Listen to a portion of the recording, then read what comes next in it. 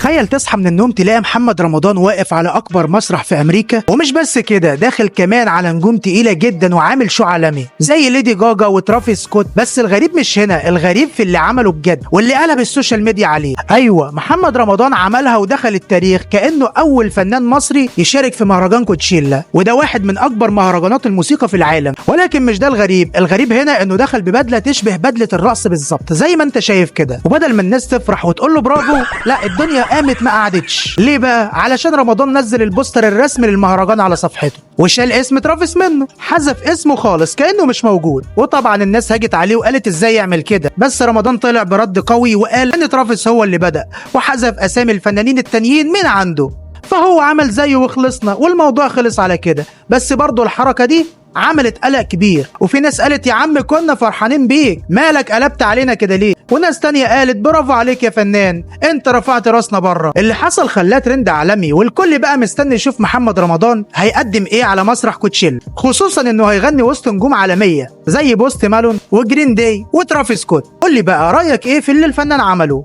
هل يستحق او لا؟